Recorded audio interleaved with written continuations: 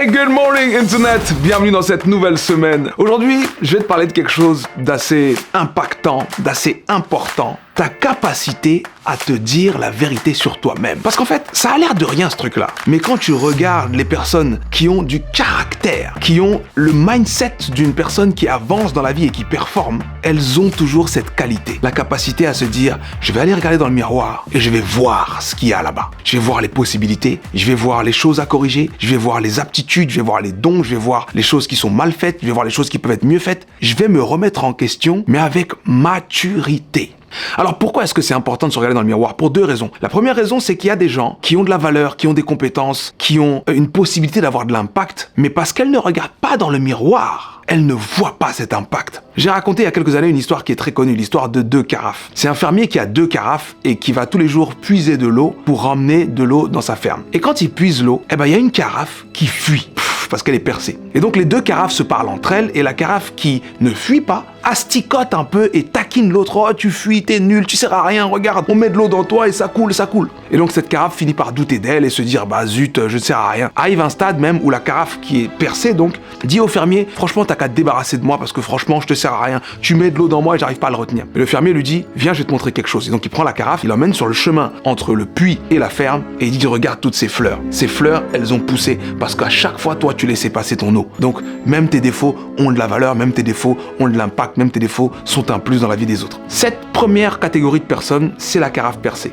Une personne qui ne se voit que sur la base de ses défauts, qui ne se voit que sur la base de ce qu'elle n'est pas et qui ne regarde pas dans le miroir pour voir ce qu'elle est de positif et d'impactant. Cette personne, je lui parlerai en lui disant, entoure-toi de meilleures personnes, entoure-toi de personnes qui, comme le fermier, peuvent te montrer que tu es une lumière, que tu es une bénédiction, que tu peux apporter. Viens suivre des programmes, prends des coachings, lis des bouquins sur l'estime de soi. Bref, travaille à mieux regarder ce qu'il y a dans le miroir. La deuxième catégorie, c'est celle qui nous intéresse parce que c'est celle qui est la plus présente dans notre génération. C'est-à-dire que il y a dans cette approche du mérite un jugement. Comme j'en parle dans mon livre Tout le monde a un mindset, le mérite est un jugement. Le mérite, c'est le jugement qui dit quel est le traitement qui devrait être réservé à une personne dans une situation donnée. Donc quand tu te lèves et tu te dis « je mérite d'être respecté », c'est un jugement que tu poses sur ta personne. Je mérite d'être respecté. Quand tu te lèves et que tu te dis « je mérite d'avoir un partenaire qui me comprend, qui m'accompagne, qui gagne bien sa vie, qui est drôle et qui est spirituel et qui machin », c'est un jugement que tu poses sur ta vie. Quand tu te lèves et tu dis « je mérite de gagner 6, 7, 8 ou 15 000 euros », c'est un jugement que tu poses sur ta vie. Que fait un juge? Un juge qui est juste et qui est objectif, que fait-il? Il regarde les éléments qui lui permettent de délibérer et de prendre une décision de justice. Il faut donc, avant de juger de ce qu'on mérite, regarder dans le miroir. Et ça, c'est la partie qui nous intéresse parce que pour moi, c'est la partie qui est le fléau de notre génération. Énormément de gens décident d'une réalité. Ouais, je veux ça, ou je mérite ci, ou je fais ça, ou je peux ci, mais ne regardent jamais dans le miroir. Et le problème quand tu fais ça, c'est que tu te mets à te mentir. Alors oui, il y a eu beaucoup de motivational speakers qui disaient « fake it till you make it » et puis tu sais, on écrit l'histoire en avançant, je ne savais pas que c'était impossible alors je l'ai fait. Oui, c'est la vérité. Mais il est essentiel de ne pas se mentir sur qui on est. Parce que dans cette logique de persona, comme l'a vulgarisé Jung et même pas vulgarisé, l'a démontré Jung, le persona, c'est l'image qu'on renvoie aux autres, l'image qu'on veut renvoyer aux autres. Dans un monde où tout le monde ne se juge que sur cette image qu'on renvoie aux autres, on travaille beaucoup plus sur son persona que sur son identité réelle. Tu travailles beaucoup plus sur ce que les gens perçoivent de toi que sur qui tu es vraiment. Et moi, je veux t'inviter à faire le switch. Sors de cette apparence et rentre dans réellement qui tu es. Et le seul moyen de faire ça, c'est aller devant le miroir et dire, bon bah voilà, où est-ce que je déconne là? Où est-ce que je dois m'améliorer là? Où est-ce que je me mens là? Où est-ce que je dois level up là?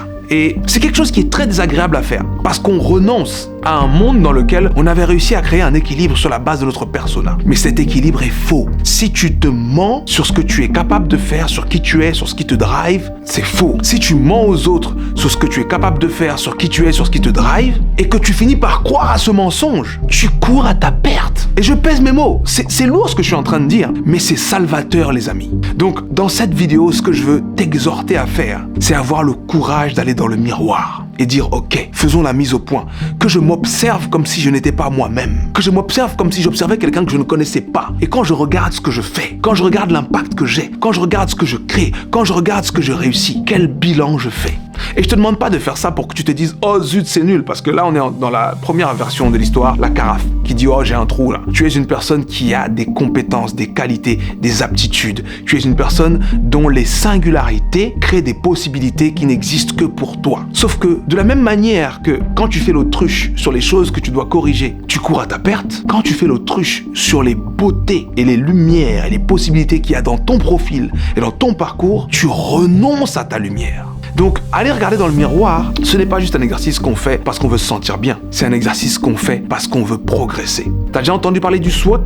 Strength, Weakness, Opportunity and Threat. Strength, ça veut dire les points forts. Tu as des points forts. Weakness, ça veut dire les points faibles, parce que tu as des points faibles. Opportunity, ça veut dire des choses que tu peux réaliser positives dans ta vie, mais que tu n'as pas encore réalisées. Et threat, c'est des choses négatives qui peuvent survenir dans ta vie, mais qui ne sont pas survenues. Dès lors où tu fais le tour de ces 4 éléments, tu rentres dans la vérité de qui tu es individuellement. Et tu as la possibilité de progresser. Donc le message de ce lundi matin, mon ami, c'est pose la décision d'être une personne courageuse qui regarde dans le miroir pour voir réellement qui elle est et ce qui est possible pour elle. J'ai un petit cadeau que je vais te faire gratuitement, c'est justement mon outil de SWOT personnel. C'est un PDF à télécharger, tu remplis ce SWOT personnel sur la base du guide que je t'apporte et tu vas te rendre compte toi-même qu'il y avait des belles choses en toi que tu n'avais pas encore vues, qu'il y avait des faiblesses que tu refusais d'admettre, mais maintenant tu vas pouvoir les corriger, qu'il y avait des opportunités que tu n'avais pas encore identifiées et qu'il y avait des menaces que heureusement tu viens de voir et du coup qui ne vont pas t'emmener dans un endroit où tu ne veux pas aller. Bon début de semaine, c'était Sudei, cœur sur toi, j'espère que cette vidéo t'a plu. N'hésite pas à me laisser en commentaire ce que tu penses de tout ce que je viens de dire. Si tu as d'autres méthodes, d'autres approches, d'autres choses qui te fait kiffer, fais-le nous savoir. En tout cas, c'est toujours avec honneur, plaisir et privilège que je viens